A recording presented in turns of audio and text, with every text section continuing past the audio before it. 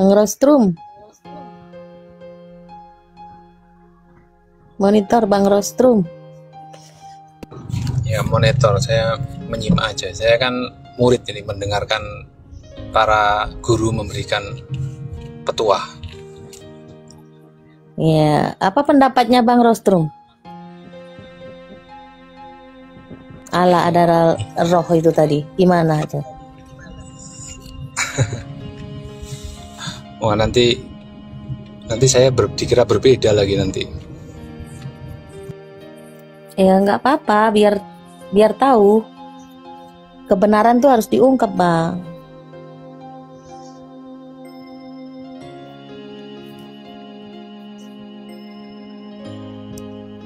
Ya, silakan Bang Rostrum. Jangan malu-malu.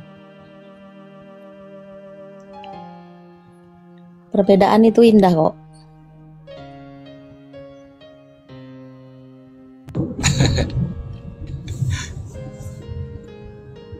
Gimana ya saya memulainya ya? Ya itu tadi, Allah adalah roh itu bagaimana menurut pendapat Anda?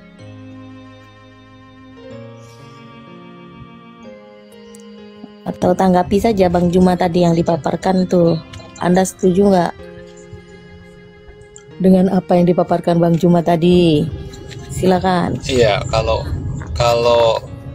di situ kan tadi disampaikan ya, itu lebih kepada pemahaman penafsiran itu, yaitu tadi bahwa Bapa itu yang tidak berwujud kan gitu.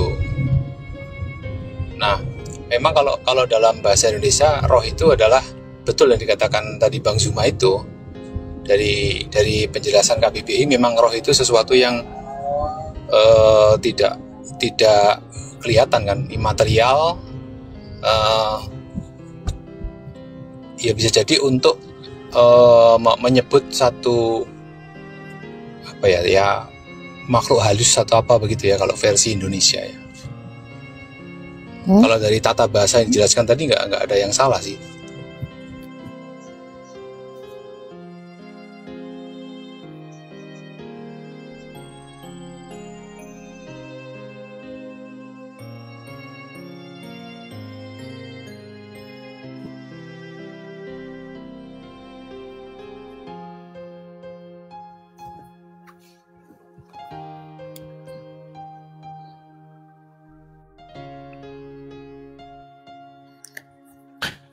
Tadi kita sempat mendengarkan saudara kita mengatakan bahwa, suara saya kedengaran nggak?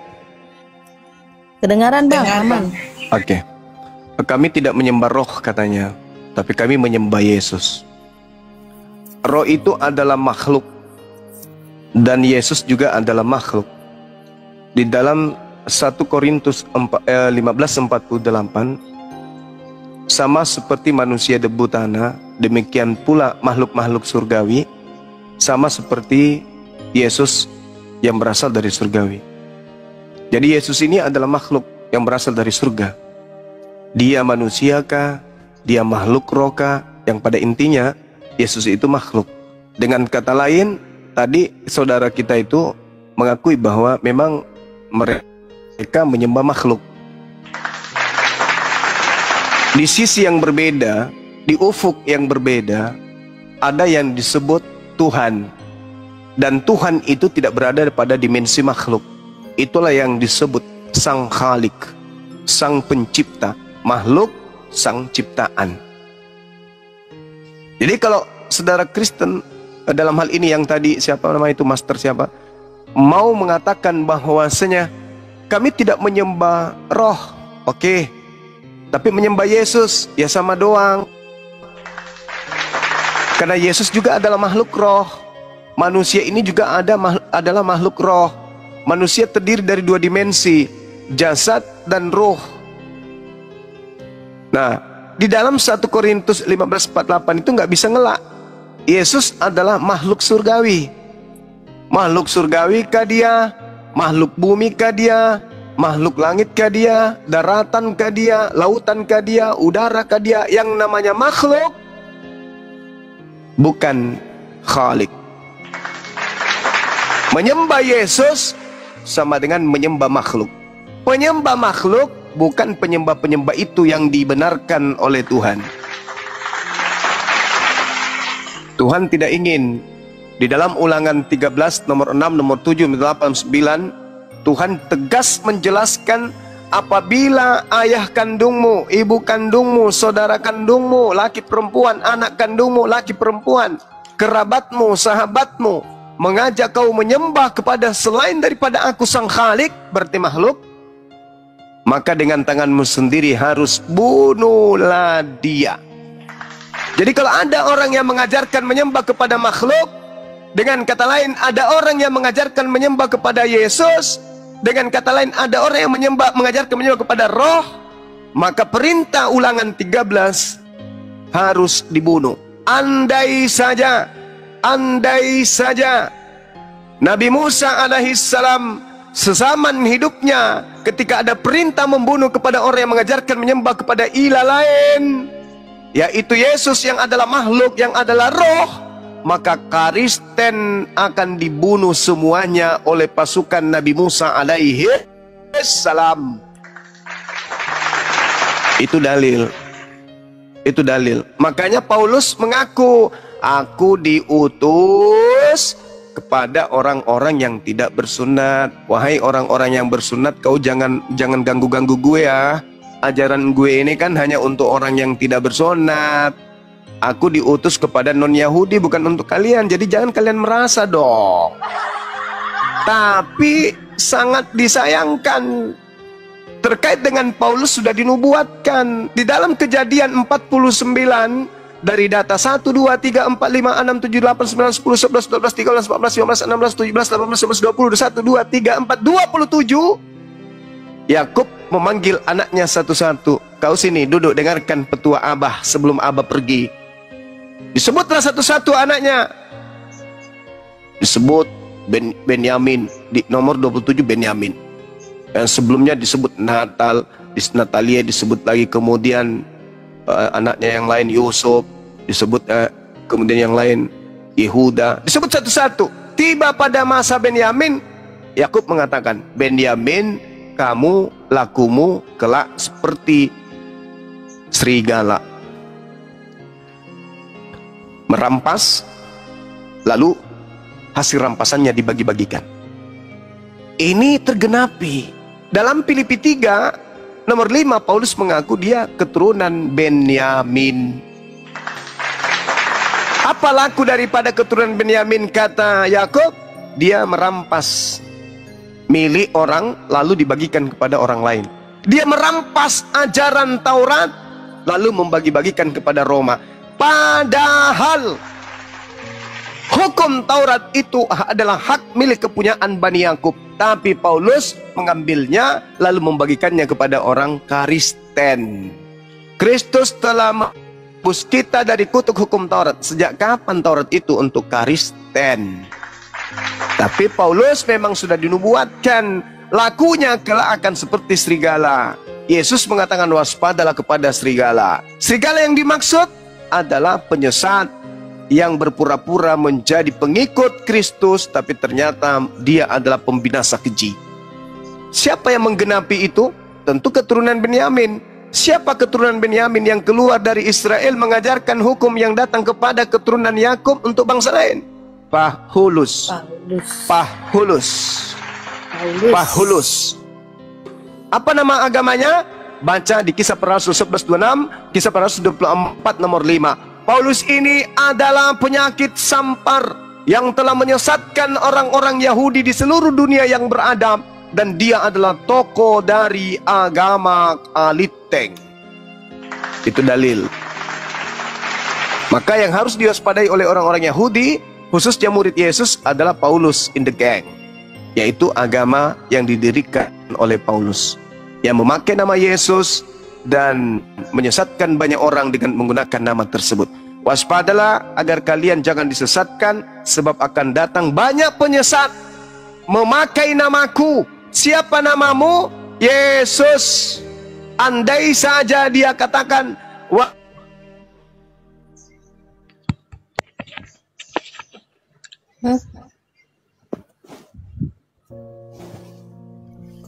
Hilang suaranya. Suaranya hilang Bang Juma.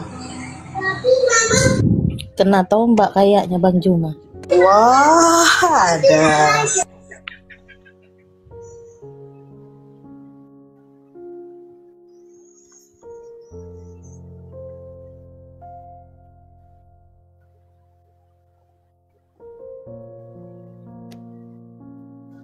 Tercampakkan tombaknya, tumpul. Begitu saudara-saudara. Jadi waspadalah kepada penyesat yang datang memakai namaku. Siapa namaku? Yesus. Dia akan menyesatkan mereka, akan menyesatkan banyak orang. Berarti dengan kata lain Matius 24 nomor 4, 5 dan seterusnya, penyesat itu menjajakan ajarannya memakai nama Yesus.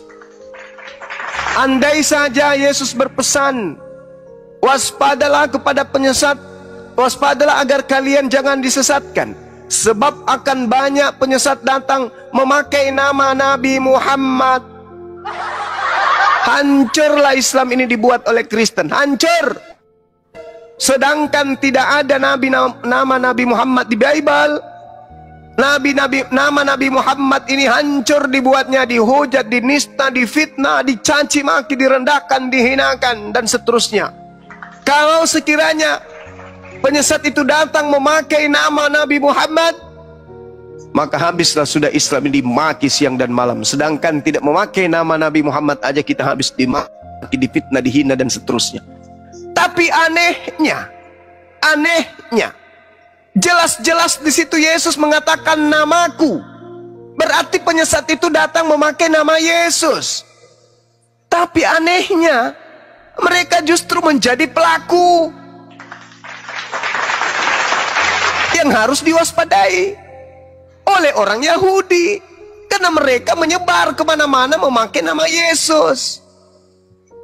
Datang ke lorong-lorong mengajarkan Kristus, Yesus, Kristus, Yesus, Yesus, Kristus.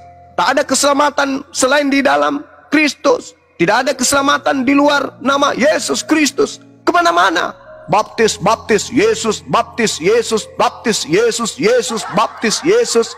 Nggak sadar apa? Yesus ketika berbicara, itu berbicara kepada Bani Israel, kaumnya di abad pertama. Wahai muridku Bani Israel, waspadalah agar kalian jangan disesatkan, sebab akan datang banyak penyesat memakai namaku Yesus dan berkata akulah Kristus. Mereka akan menyesatkan banyak orang. Menit, jam, hari, minggu, bulan, tahun, abad. Bergeserlah kemudian pergerakan anak cucu Adam, seluruh penjuru bumi. Hidup, mereka berdinamika. Mereka hidup kemudian secara majemuk. Mereka saling ketergantungan satu sama yang lain. Di antara hubungan sosial, ada hubungan religius juga. Agama, keyakinan, kepercayaan. Di antara banyaknya kepercayaan ini, ada satu warna yang unik. Siapa satu warna itu? Kristen. Kenapa unik? Karena mereka menyebar ke seluruh penjuru bumi dengan menjajakan nama Yesus Kristus, di mana nama itu adalah nama yang sudah dibuatkan akan menyesatkan, akan dipakai untuk menyesatkan banyak orang. Alhasil orang-orang yang sadar, berpendidikan, tapi tidak mau keluar dari sono. Kenapa? Karena ada kekuatan goib yang telah menjerat mereka dengan tipu daya. Itulah yang disebut sibilisisis. Coba aja kalau nama yang dimaksud di situ adalah Nabi Muhammad. Waspadalah agar kalian jangan disesatkan, sebab akan datang banyak penyesat dengan memakai nama Nabi Muhammad dan berkata, akulah sallallahu alaihi wasallam. Jangan kau percaya. Maka seluruh dunia akan bergemuruh menghina Islam. Sedangkan tak ada di situ nama Nabi Muhammad, yang ada adalah nama Yesus. Mereka sempat-sempatnya menghina Nabi Muhammad. Bahlul, orang tulul, orang bahlul, orang jahiliyah. Tertulis bahasa Indonesia masih juga banyak otak yang tidak ngerti. Lukas 21 nomor 8. Waspadalah kepada penyesat, yang datang kepadamu dengan memakai namaku dan berkata, akulah dia. Coba saja di situ berkata, akulah nabi yang ummi, akulah nabi yang bernama Nabi Muhammad, akulah khataman nabiyyin, dan seterusnya. Hancur Islam ini dihina dan difitnah oleh orang-orang oten. Sedangkan yang dimaksud di sana penyesatnya mengaku Yesus, yang diserang Nabi Muhammad. Kan bahlul, bahlul, bahlul. Nama yang dipakai penyesat itu adalah namanya Yesus Kristus, gelarnya Kristus. Yang dihujat namanya Nabi Muhammad. Bahlul memang, bahlul. Kalian memang dicetak untuk bahlul, dongok, stupid, baga-baga, beleng-beleng. Jelas kok kitabnya tertulis. Penyesat itu memakai nama siapa? Antara ustadz dan juga antara pendeta. Yang memakai nama itu pendeta. Di mana dia mengajar? Di gereja. Apa nama umatnya? Karisteng. Pura-pura bingung. Siapa sih penyesat itu? Nanti di akhir sana, Bang Syema, tuyul, kampret. Di situ Yesus ditanya sama muridnya di Bukit Zaitun. Apa kata muridnya? Guru, ya Nyai, apa tanda kedatanganmu? Nah, sang guru menjawab, waspadalah agar kamu jangan disesatkan, sebab akan banyak penyesat datang memakai nama aku. Penyesat itu memakai nama Yesus, kampret, bukan nama Nabi Muhammad. Berarti yang harus kami waspadai adalah aliteng, karena aliteng yang pergi ke seluruh dunia memakai nama itu untuk membaptis orang. Hayya halilintar. Kapan cerdasnya Oten penyebar roh ini? Selamat sore Juma, Bang Juma, selamat sore. Selamat sore. Saya mau tanya Bang Juma, saya mau konfirmasi doang Tanya. nih. Apa ya saya mau nanya, Mr. Ya, M ini Mr. M ini toko asli apa toko fiktif? Saya mau konfirmasi dulu, dia toko asli apa toko Asli fiktif? dong. Nah, kalau abang bilang dia toko asli, pertanyaan saya gini, dia hidup di zaman pemerintahan siapa waktu dia masih kecil sampai dia dewasa di dalam Al-Quran? Dia hidup di zaman pemerintahan siapa? Al-Quran itu bukan buku sejarah. Berarti Al-Quran bukan buku sejarah. Berarti buku dongeng. Nabi Muhammad Sallallahu Alaihi Wasallam itu adalah wahyu. Kalau bukan buku sejarah, berarti buku dongeng. Arab, Mekah itu bukan di dalam cerita-cerita dongeng. Mekah itu ada, Madinah ada. Sampai hari ini orang berziarah. Non-stop orang berziarah di tempat kelahiran beliau. Sejak Sirah Arab menerima beliau sampai hari ini. Iya. Kamu bertanya, di kamu zaman diam. pemerintahan siapa waktu masih kecil dan dewasa menyembah di dalam Yesus. kitabnya. Islam itu tidak begitu cara belajarnya, tuyul. Ini kalau pola ini juga saya bawa ke agamamu, boleh dong saya bertanya, kenapa saya katakan agamamu itu adalah agama ilusi? Boleh saya jelaskan? Boleh? Boleh? Gimana, Boleh saya jelaskan kalau agamamu itu agama ilusi? Enggak, jawab dulu Boleh. pertanyaanku tadi. Ya kan, kalau dia memang tokoh Jadi gini, asli, saudara, gini. terangkan. Harus Terangkan kalau dia tokoh asli dari mananya gitu. Gini. Diam, dijelaskan. Ya. Nih, tak ajar. Tak ajarin sama. Ya. Jadi Nabi Muhammad Sallallahu Alaihi Wasallam itu tidak bisa disebut fiktif atau sesuatu yang tidak benar. Buktinya Kenapa? apa? Karena Nabi Buktinya Muhammad apa, itu coba? diam. Dengerin dulu, Bang. Oke, aku Diam. dengar. Diam. Kalau saya berbicara kepadamu, kau diam, ya. Jadi nasab atau silsilah Nabi Muhammad itu terjaga sangat indah, sangat bersih dalam kaidah orang Arab. Oke. Nabi Muhammad nama ayahnya Abdullah, nama ibunya Aminah, berasal dari keluarga yang terhormat pada zamannya.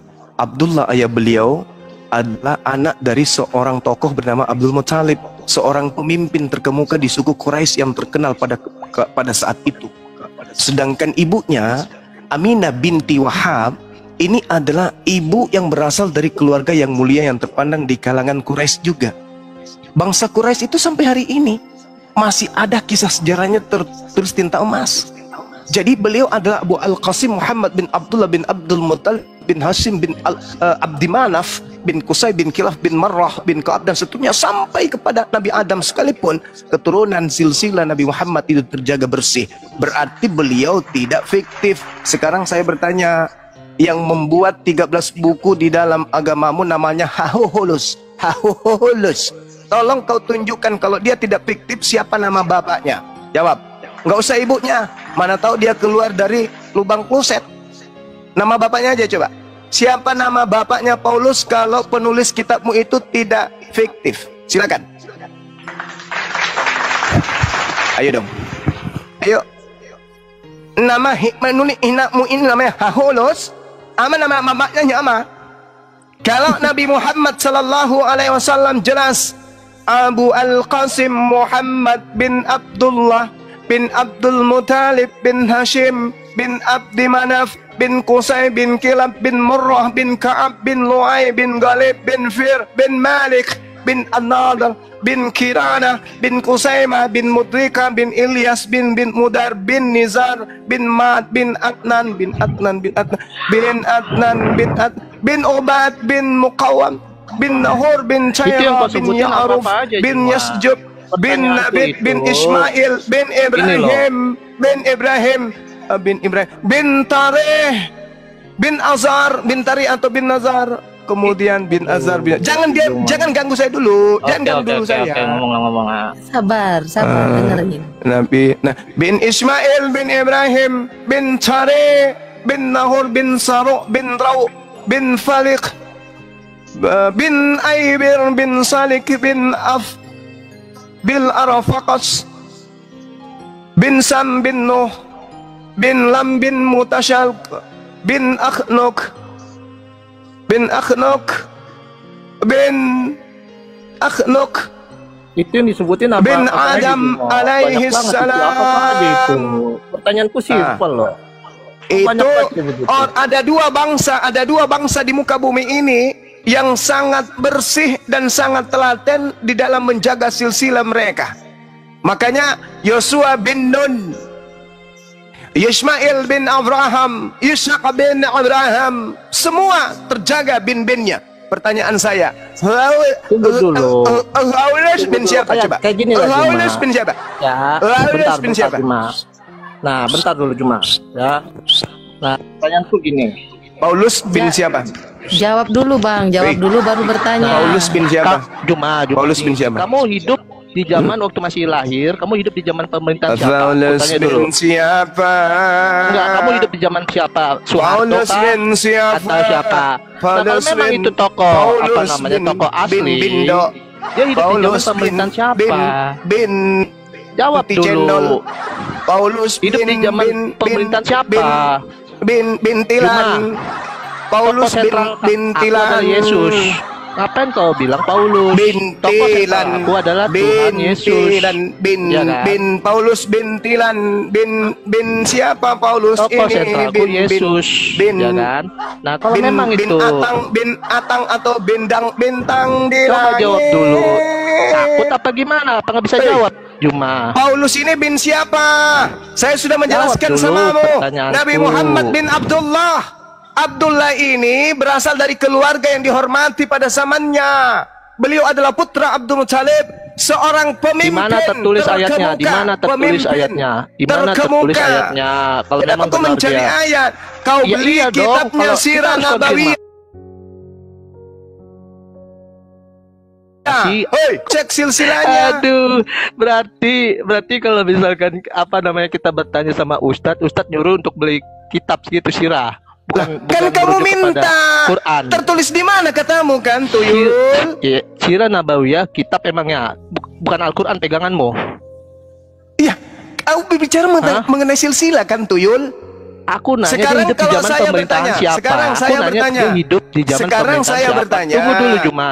Kalau dasar pijakan kalau memang Anda bertanya Nabi Muhammad itu fiktif dari sisi itu, boleh enggak saya bertanya siapa nama bapaknya Paulus?